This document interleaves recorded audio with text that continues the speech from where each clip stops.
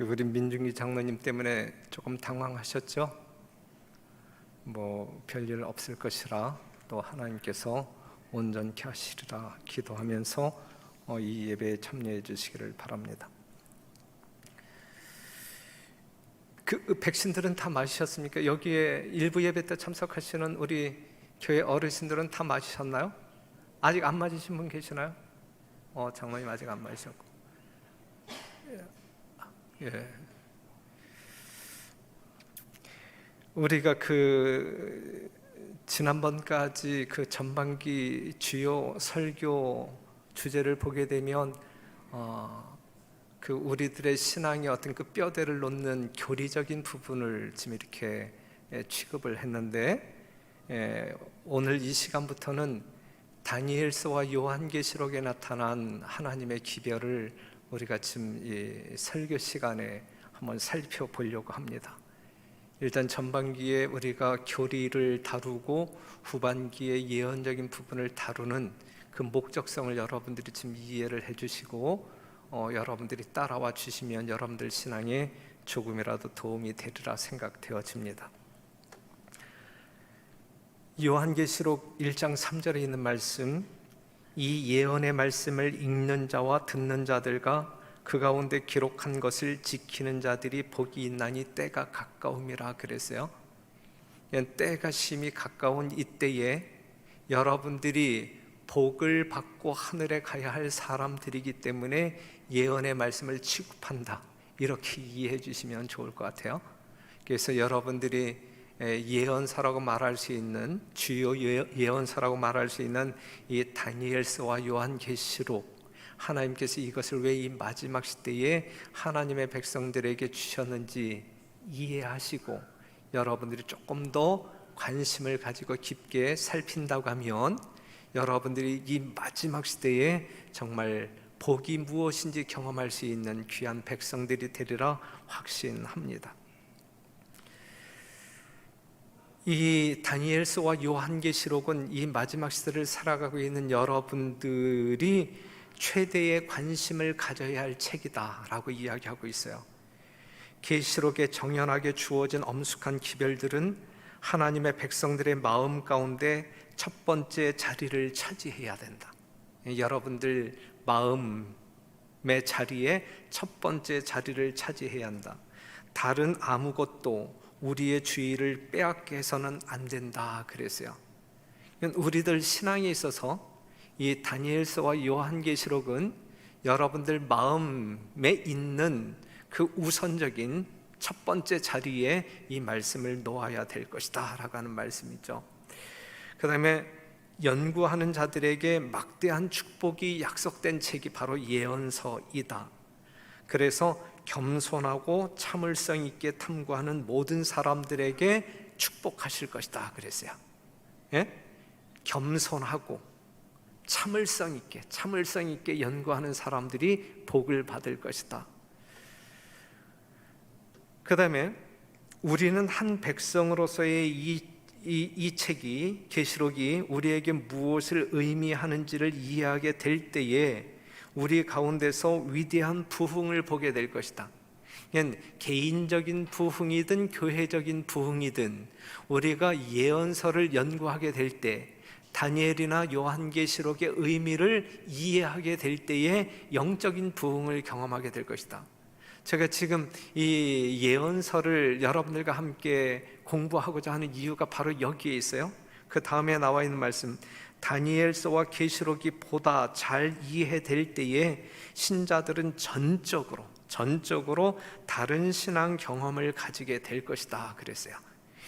영적 부흥을 원하는 성도들이라고 하면 지금과 전혀 다른 진짜 거듭남의 진정한 신앙을 경험하기를 원하시는 성도들은 다니엘서와 요한계시록을 통하여 우리 주님께서 이 시대에 어떠한 기별을 우리에게 주고 있는지, 우리가 어떻게 살기를 원하시는지 그 세미한 음성을 생생하게 들음으로 말미암아 이러한 영적인 부흥의 경험이 여러분들에게 있게 되기를 간절히 바라는 마음으로, 기도하는 마음으로 오늘 그리고 계속되어지는 설교를 준비하게 되었습니다.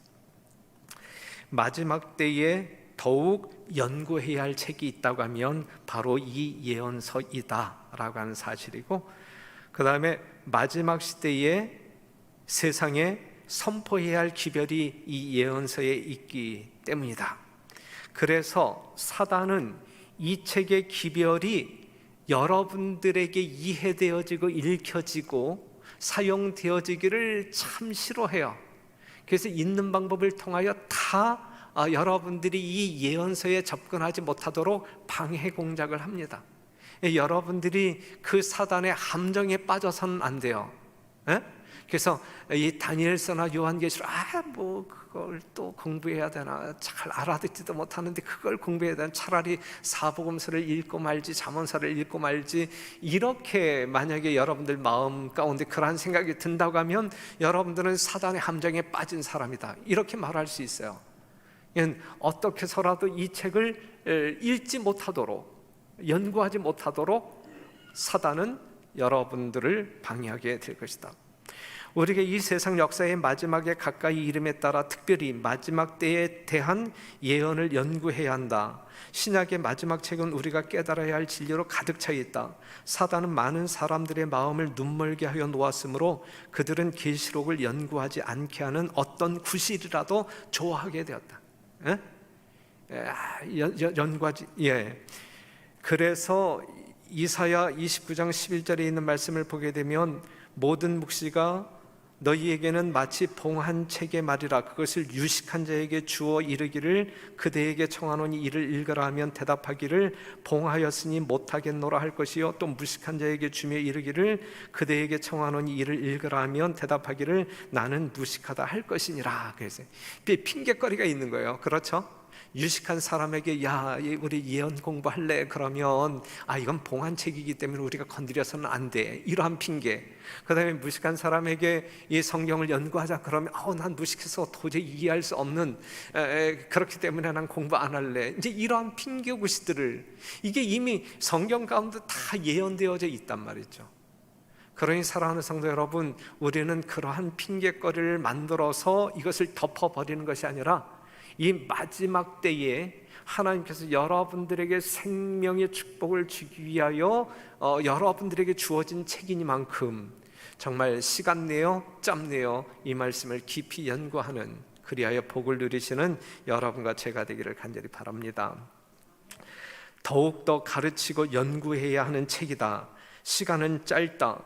마지막의 위기가 우리에게 임박했으므로 우리는 깨어서 기도하고 다니엘서와 계시록에서 우리에게 주어진 교훈들을 연구하고 유의해야 한다. 이 여러분들의 임무입니다. 하늘 가기를 원하는 여러분들의 임무, 그것이 다니엘서와 요한계시록을 연구하는 것입니다.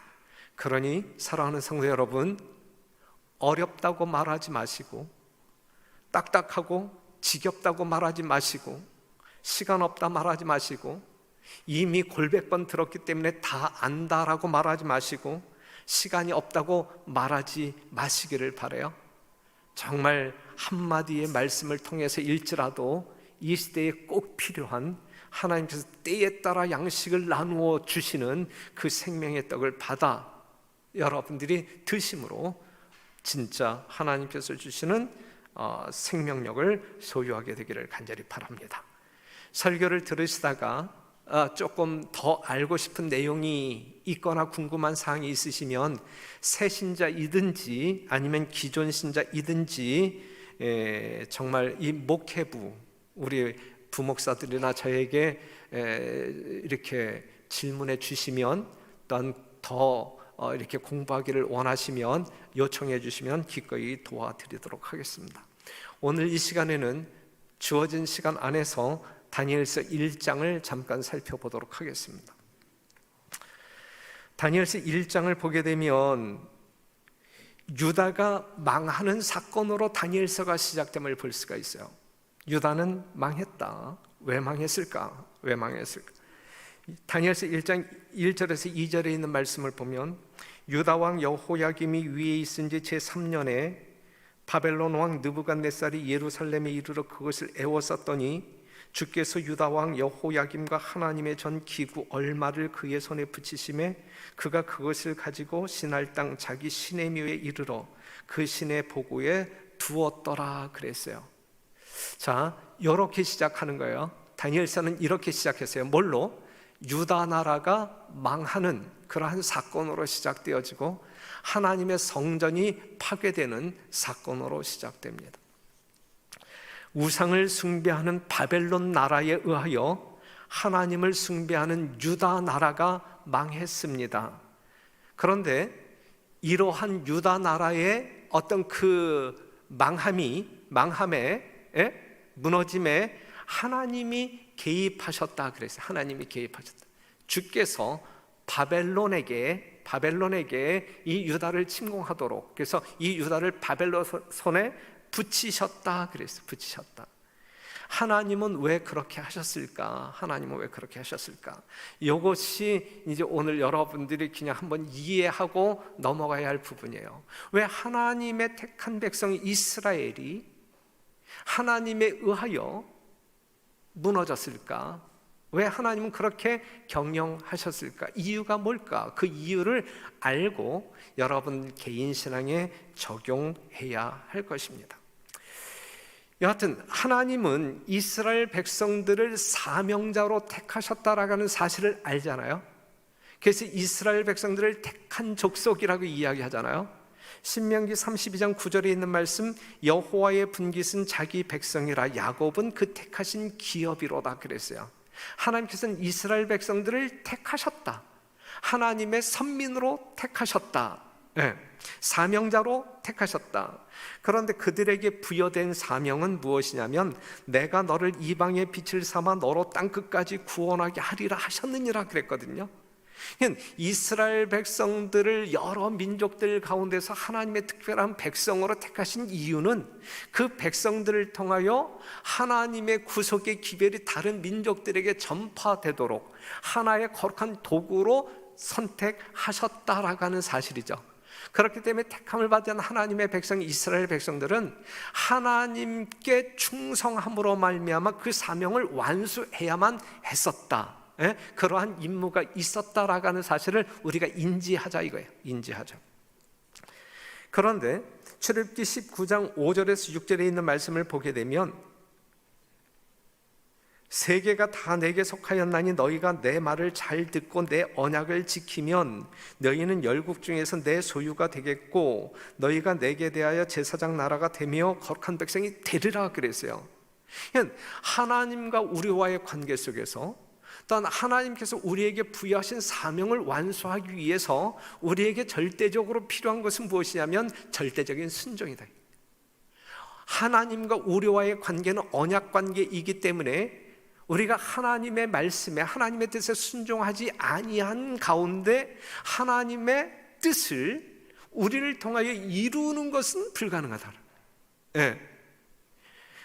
그들은 하나님께 순종함으로 사명을 이룰 수 있었다라고 하는 사실이죠. 그런데 그렇다고 하면 그 이스라엘 백성들, 하나님께 이러한 목적으로 택함을 받은 이스라엘 백성들이 하나님께 온전히 순종함으로 말미암아 그 사명을 완수하였는가? 여기에 문제가 생긴 것이죠. 순종하기보다는 불순종했고 불순종하기보다는 오히려 배도했다 하나님을. 그리함으로 말미암아 그들을 통하여 하나님께서는 하나님의 뜻을 이룰 수 없었다라고 하는 사실이죠. 요 시점에서 이제 여러분들의 신분, 여러분들의 정체성을 분명히 각인하고 넘어가야 돼요. 마지막 시대의 여러분들은 누구냐 이거야. 하나님과 어떠한 관계의 사람들이냐 이거요. 남은 백성으로서 하나님께로부터 어떠한 사명을 부여받은 사람이냐 이거예요. 우리는 그 사명을 이루기 위하여 우리는 어떻게 살아야 할 사람들이냐 이거예요. 그런데 실제적으로 오늘 우리가 그 사명을 이루기 위하여 하나님과 온전한 관계 속에서 하나님의 말씀에 순종하며 살아가고 있느냐, 이 부분을 한번 생각해 보아야 되는 거예요.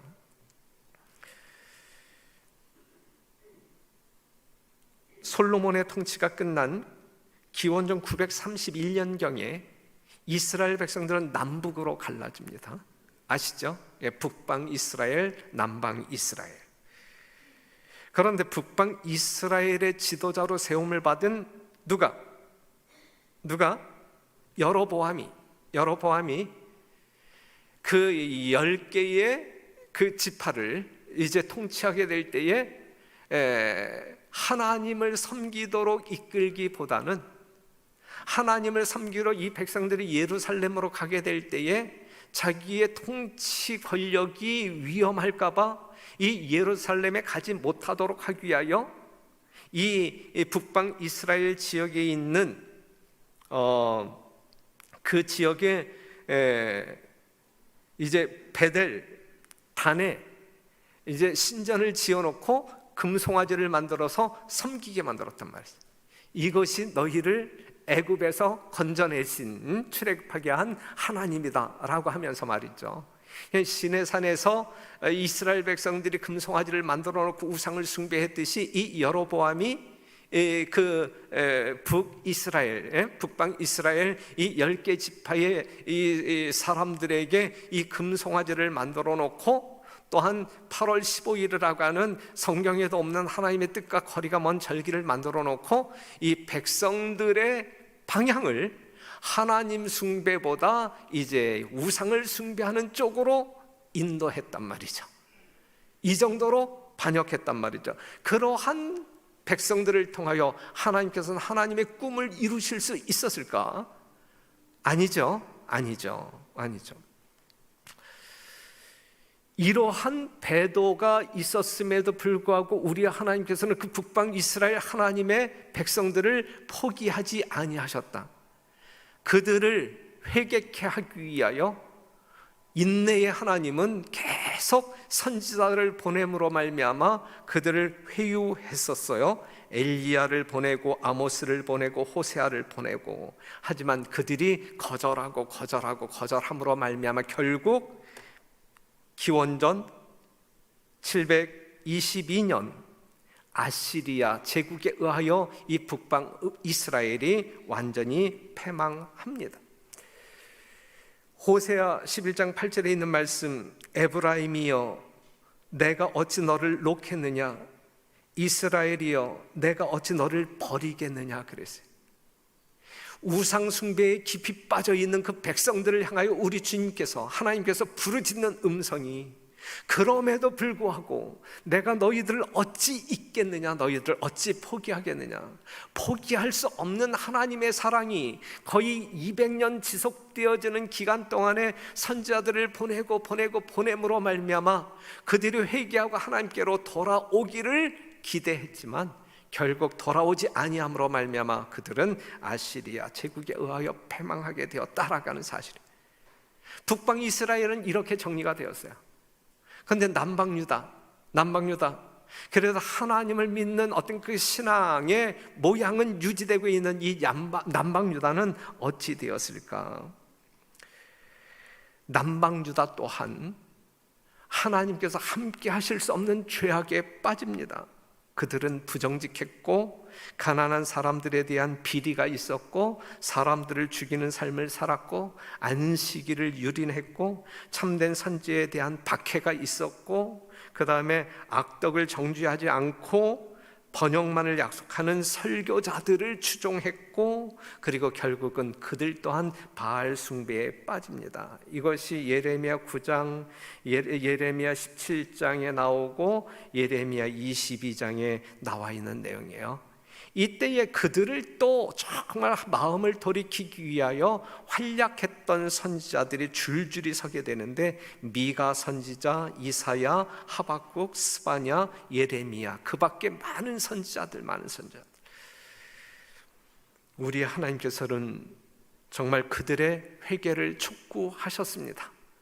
우리 하나님은 오늘 이 시대를 살아가고 있는 우리들이 동일한 죄악 가운데 있을 때 우리의 죄를 촉구하신다라는 사실을 기억하시고, 이 백성들이 그러한 어떤 그 하나님의 자비가 있었음에도 불구하고 어찌하여 회개하지 아니하였을까, 이렇게 생각할 뿐만 아니라 오늘 나에게 성령의 음성은 들리는데 나의 죄악된 모습은 보이는데 어찌하여 내가 회개하지 않냐고 이 모양으로 살아가고 있는가, 이것을 생각하면서 우리의 죄를 회개할 줄 아는 여러분과 제가 되기를 간절히 바랍니다.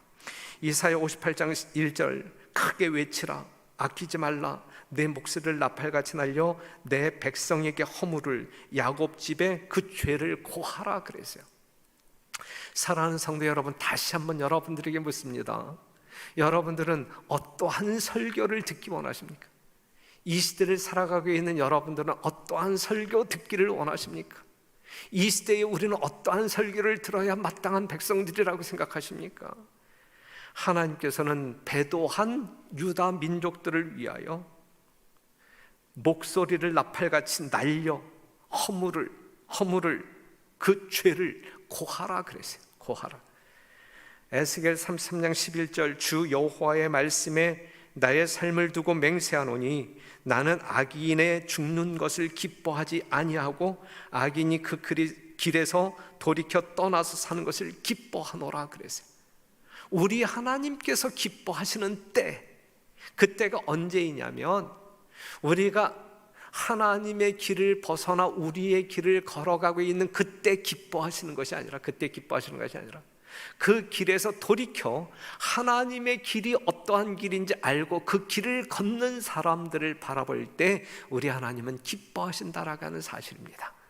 여러분들이 하나님께로 가는 그 길이 비록 험난한 길이라 할지라도 그 정로에서 이탈하지 아니하고 그 길을 걸어가실 때 여러분들의 죄악된 길을 돌이켜 생명의 길로 걸어가는 모습을 보게 될 때 우리 하나님은 기뻐하신다.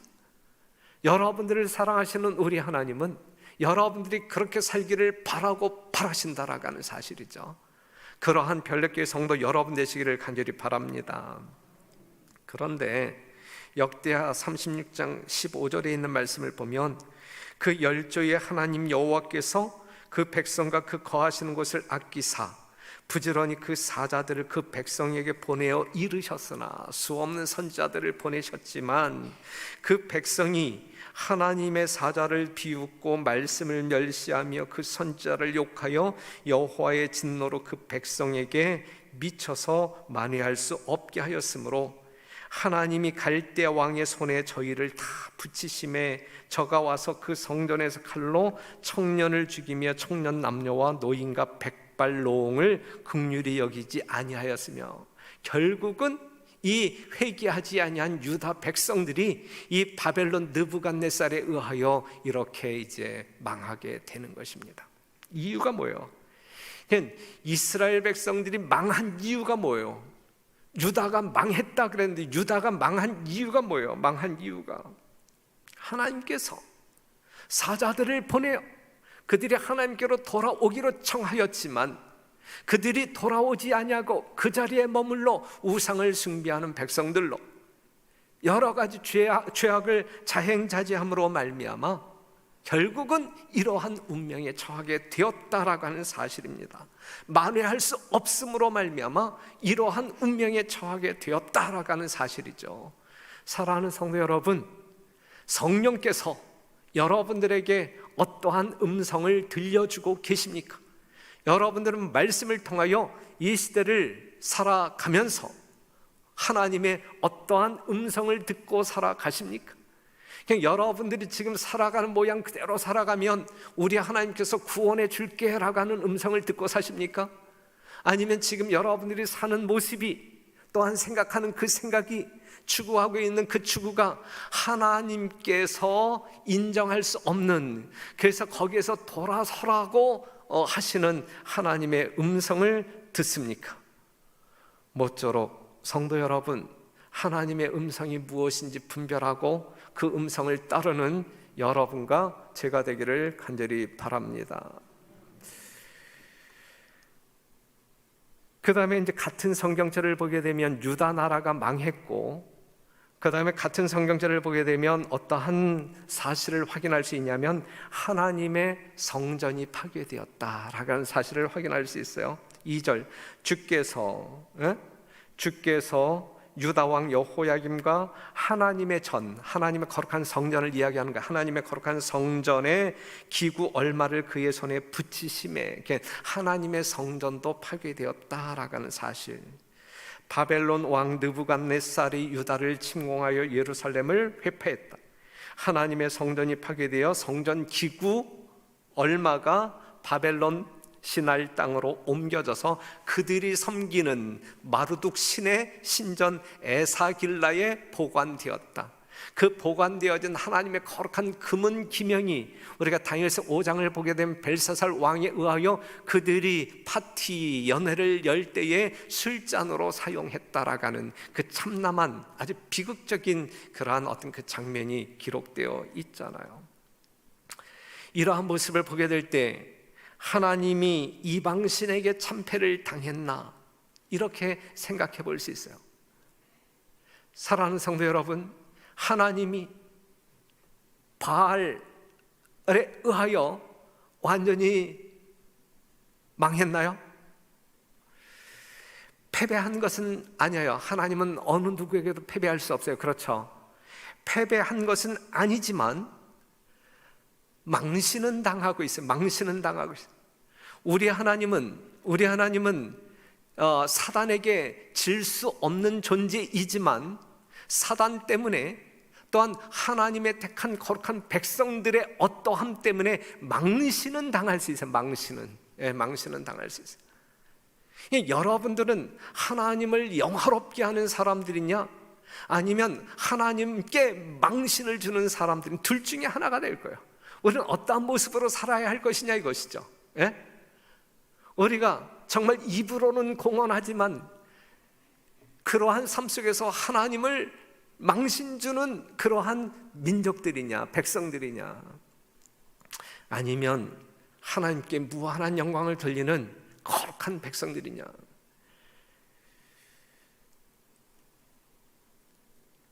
사단은 사람에게 하나님에 대한 지식이 전달되지 못하도록 차단하고 그들의 관심을 하나님의 성전에서 떠나게 하여 자기의 왕국을 건설하려고 하였다 그랬어요. 사단이 우리가 이제 성경 역사를 보게 되면 사단이 계속적으로 공격하는 대상이 뭐냐면 하나님의 성소입니다. 성소. 하나님의 거룩한 성전을 계속적으로 공격해요. 하나님의 성전은 하나님이 거하시는 곳이죠. 하나님의 성전은 하나님께 제사를 드리는 곳이죠. 하나님의 성전은 하나님께서 베푸신 구속의 진리를 배우는 곳이죠. 하나님의 성전은 하나님의 심판이 베풀어지는 곳이죠. 율법이 있는 곳이고 안식일 계명이 있는 곳이고, 그렇죠? 하나님의 성전은 사람의 운명이 결정되어지는 곳입니다. 그렇기 때문에 우리가 성전하게 되면 구속의 청사진으로 일컬어지고 있어요. 그렇죠? 우리가 이 성경을 보게 되면 문자적으로 하나님의 구속의 기별을 깨닫게 되지만 우리가 성서를 연구하게 될 때는 그림을 통하여 구속이, 하나님의 사랑이, 심판이 무엇인지를 더 이 시청각 재료로 우리가 배울 수 있다라고 하는 사실이죠. 이 성서를 통하여 구속의 진리가 여러분들에게 이해되어지는 것을 누가 싫어한다는 이야기예요? 마귀가 싫어한다는 이야기예요. 그렇기 때문에 여러분들이 성경 연구하는 것뿐만 아니라 이 성서를 이해할 수 없도록 허무는 역할을 사단은 계속적으로 한다라고 하는 사실. 우리가 시편 73편 16절에서 이제 73편 1절부터 여러분들이 쫙 봐야 이제 이해할 수 있는데 시간이 없기 때문에 16절에서 17절에 있는 말씀을 읽어드리면, 내가 어찌면 이를 알까 하여 생각한즉 내게 심히 곤란하더니 하나님의 성소에 들어갈 때에야 저희 결국을 내가 깨달았나이다 그랬거든요. 이 앞에 나와 있는 성경절을 보게 되면 이 시편을 기록한 사람이 큰 시험에 빠져요. 큰 시험에 빠져요. 시험에 빠지는 이유는 뭐냐면 하나님을 믿지 않는 사람들도 저렇게 잘 살아가고 있는데 내가 뭐 이러한 어떤 그 고민을 하면서 뭐 여러 가지 행동 제약을 받으면서 내가 하나님을 믿어야 돼, 이제 이러한, 쉽게 이야기한다면 그러한 시험에, 이러한 시험에 빠져 있던 그 사람이 여기 있는 말씀을 보게 되면 17절, 하나님의 성소에 들어갈 때 하나님의 성소에 들어갔을 때, 하나님의 성소에 들어가서 구속의 진리를 깨달았을 때, 심판이 무엇인지 알게 되었을 때, 사람의 운명이 어떻게 꼴지어지는지 알게 되었을 때에 그 시험에서 벗어나게 됩니다. 벗어나게. 예? 무슨 말씀인지 이해가 되죠? 그러니까 사랑하는 성도 여러분, 여러분들이 성소 밖에 있을 때에는, 즉 이 성소를 통하여 구속의 진리를 깨닫기 전에는 여러분들이 매 순간 시험에 빠져 허덕이게 될 거예요. 하지만 이 시편 기자처럼 말이죠, 우리가 성소 안에 들어갈 때 우리는 모든 시험으로부터 자유로울 수 있다라는 사실이죠. 진리가 너희를 자유케 한다 그랬잖아요. 모든 구속의 진리를 깨달음으로 말미암아 우리는 모든 시험에서 벗어날 수 있다라는 사실이죠. 그래서 재림교회는 이 성소 해석을 통하여 이 땅에 탄생한 교회라고 볼 수가 있어요. 그래서 사단은 계속적으로 성소를 무너뜨립니다. 지상 성소 무너뜨리죠. 심지어는 하늘 성소까지 무너뜨림으로 말미암아 지금 하늘 지성소에서 봉사하시는 예수님의 중보 사역도 온데간데 없이 그냥 없어지게 만들고, 이 지성소에서 이루어지고 있는 하나님의 심판에 대해서도 그냥 사람들에게 알려지지 않도록 막아버리고, 그래서 이렇게 저렇게 이상하게 조사 심판도 있네 없네 재림교회 안에서도 그러한 논란이 일어나고 있잖아요. 사단의 노략에, 함정에 우리가 빠져드는 거예요. 분명히 아셔야 돼요. 그렇기 때문에 이 마지막 시대를 살아가고 있는 우리들은 이 예언서를 깊게 공부할 뿐만 아니라 이 성소 진리를 분명하게 알아야 할 것입니다. 지상 성소 사단 공격합니다. 하늘 성소도 공격합니다. 그리고 인간 성소도 공격해. 인간 성소. 고린도전서 3장 16절에 있는 말씀, 너희가 하나님의 성전인 것과 하나님의 성령이 너희 안에 거하시는 것을 알지 못하느뇨. 누구든지 하나님의 성전을 더럽히면 하나님이 그 사람을 멸하시리라. 하나님의 성전은 거룩하니 너희도 그러하니라 그랬어요. 결국 성경 66권을 우리가 살펴보게 될 때 사단이 결국 공격하는 유일한 대상이 있다고 하면 사람이에요. 그가 하나님을 공격해서 하나님을 이길 수 없잖아요.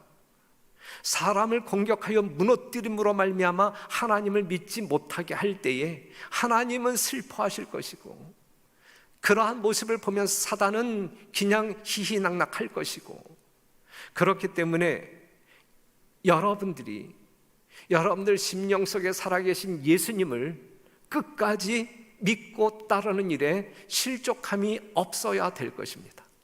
결코 사단이 여러분들을 무너뜨리려고 할 때, 파괴시키려고 할 때 하나님의 능력 의지하여 여러분들이 무너져서는 안 될 것입니다. 무너져서는 안 돼요. 안식일을 지키는 재림 신자들 가운데 선교적 정신이 빈약하다. 만일 목사들과 신자들이 깨어 있다면 그와 같이 태연하게 편히 쉬고 있지는 않을 것이다. 그렇지만 하나님께서는 그들을 하나님의 율법의 보관자로 삼으시고 그랬어요. 자, 이 말씀 귀담아 들으세요. 율법의 보관자로 삼으시고 그 율법을 그들의 마음속에 두고 그곳에 기록함으로써 그들을 존귀하게 하셨다 그랬어요. 사랑하는 성도 여러분, 성소에서 하나님의 계명이 있는 곳이 어디예요? 지성소예요. 지성소.